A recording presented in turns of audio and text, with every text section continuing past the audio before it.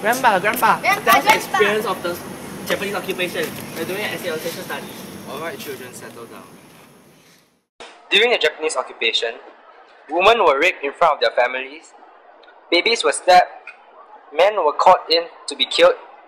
All these actions were done by the Japanese military police, also known as the Kempeitai. They were administered by War Ministry all over occupied territories in Japan. They were specially trained in interrogation methods.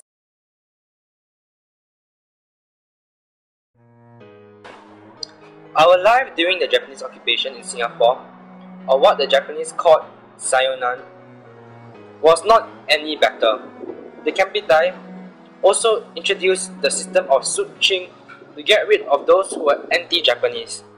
The Kempeitai made use of spies and informers recruited from the community from all races, who give information to the Kempeitai in return for various rewards and privileges. The unfortunate ones who were singled out by the informers were then taken to deserted spots around the island to be killed systematically. Fears and distrust ruled life during occupation.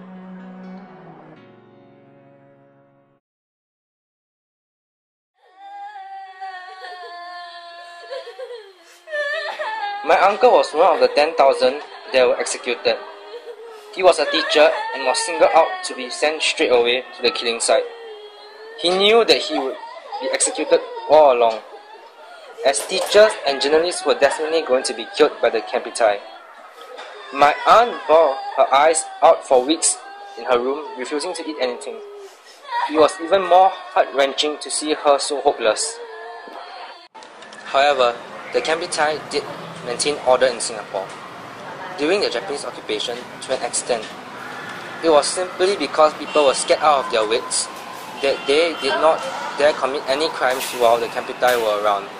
For example, before Japanese occupied Singapore, the island was full of looters who simply stole anything they could. When the Japanese came, however, they shot the unfortunate criminals who had misfortune to be caught. The Kempeitai then beheaded them and displayed their heads at public places. Needless to say, their gruesome display instantly deterred people from looting.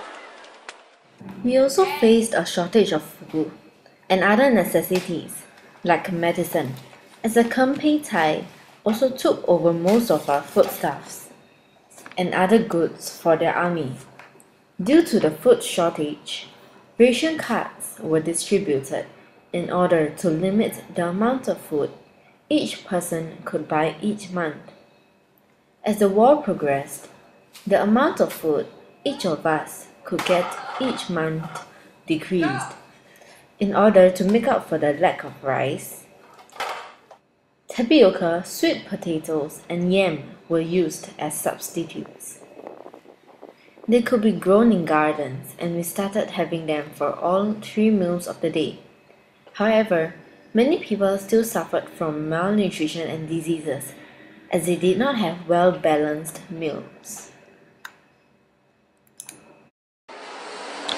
However bad the Japanese occupation was, though it was instrumental in Singapore's push for independence because we were abandoned by the British. We were forced to live the next 3.5 years of our lives in hardship, terror, distrust, poverty and hunger. Perhaps if the Japanese had not attacked, we might still have been a British colonial state. We might still be in danger of being deserted and left to fend for ourselves without any proper means of defense. Look at us now. We are now independent due to the years spent in darkness.